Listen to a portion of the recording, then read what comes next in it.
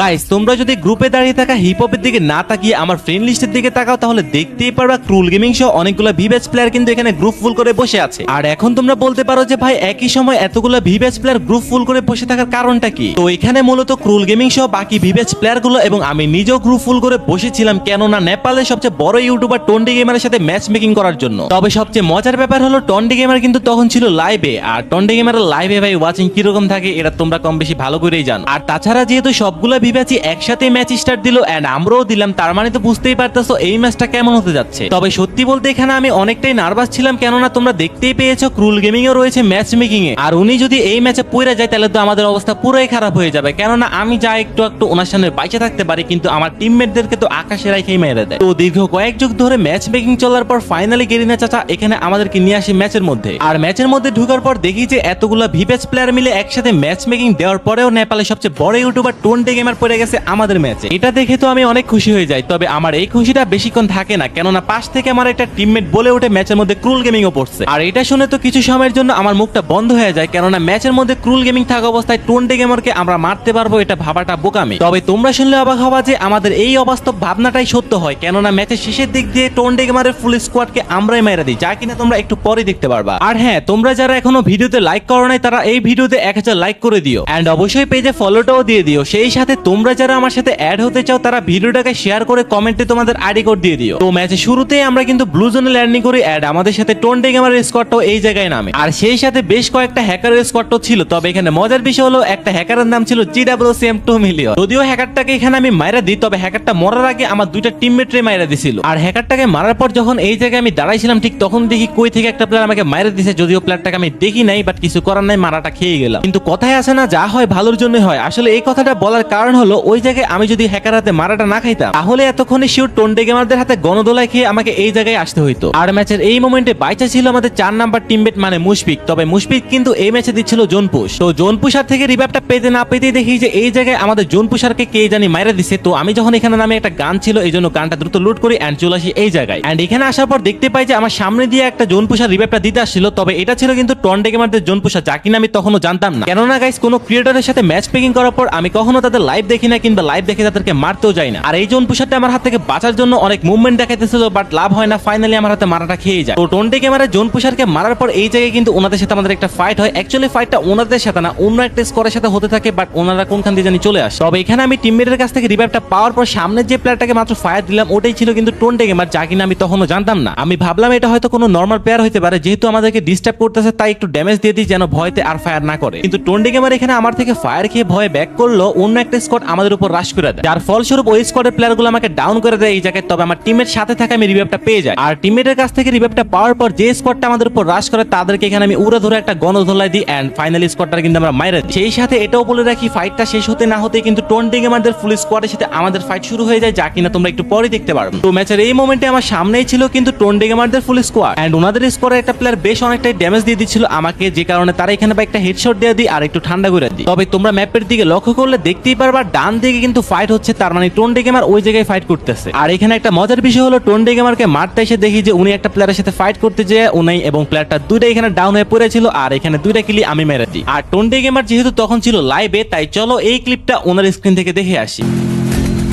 अरे बचाओ, अरे ये कौन कूदा? अजीब लगता है भाई, ये लोग अरे नीचे ये अजीब बंदे हैं।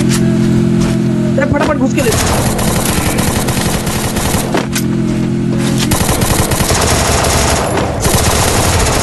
बढ़िया थोड़े राइट और भी आगे ना। ए आए जा रहे हैं यार, ये लोग बार बार आए जा रहे हैं भाई। তো যাই হোক গাইস, টন্ডি গেমারদেরকে মারার পর যখন জোন চলে আসে আমরা যেতে থাকি জোনের ভিতরে, কিন্তু জোনের ভিতরে যাওয়ার সময় দেখি যে আমার টিমমেটরা ডান দিকে ফাইট করতেছিল। আর এই জায়গায় আমার সাথে এমন একটা ঘটনা ঘটে যায় যার জন্য কিনা আমি মোটেও প্রস্তুত ছিলাম না, কেননা এই যে দেখতেছে একটা প্লেয়ার মাত্র রিভাইভ পেয়ে নামলো। তো প্লেয়ারটাকে যখন আমি বারবার স্নাইপার দিয়ে ড্যামেজ দেওয়ার চেষ্টা করতেছিলাম, কেন জানি কয়েকটা স্নাইপার শট মিস হয়ে যায় এন্ড প্লেয়ারটা এখানে আমাকে মারা দেয়। আর দূর থেকে প্লেয়ারটাকে আমার একটা টিমমেট মেরে আমাকে এখানে বাঁচিয়ে দেয়। আর এই ম্যাচের মধ্যে সবচেয়ে বড় ভুল বলতে পারো এই জায়গায় ডাউন হওয়াটা, কেননা এই জায়গায় ডাউন হওয়ার সাথে আমাদের সাথে এমন এমন ঘটনা ঘটে ভাই যেটা ছিল আনএক্সপেক্টেড। তো যাই হোক গাইস, এই জায়গা থেকে তোমরা কিছুটা গেম প্লে ইন গেমে দেখো। আরে ভাই কয়টা প্লেয়ার এই জায়গায়, আরে পাগল তো ভাঙতেছে গ্লুয়াল ভাই। তুমি এই ডাবলাম ফালাও, এই ডাবলাম গুলো ফালাও আমার। আরে রিভাইভ করলাম না, প্লেয়ারটা কিছু আছে মারা লাগবে, মারা লাগবে। কি একটা অবস্থা করতেছো তুমি, দ্রুত এটা প্ল্যানটা ফালাও তো, ইস্তেমার দিয়ে মারা দাও। আরে আরে আরো প্লেয়ার চলে আসছে মনে হয়, দ্রুত ফালাও স্নাইপার। প্লেয়ারের শব্দ শোনা যাচ্ছে, এই চলে আসছে প্লেয়ার। কি একটা অবস্থা, দ্রুত যাও দ্রুত।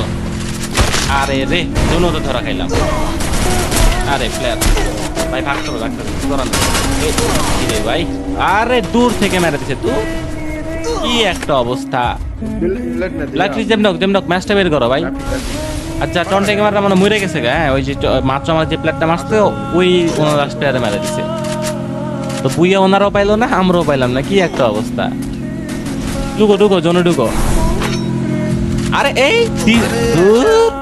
দিছে শেষ, মারাটা খাইছে সবাই দূর। তো যাই হোক গাইস, দেখতেই তো পারলা কিভাবে মারাটা খাইলাম এন্ড বুইয়াটা মিস করে ফেললাম। আর যাই হোক গাইস, তোমরা যারা এখনো ভিডিওতে লাইক করো নাই অবশ্যই ভাই লাইকটা করে দিও।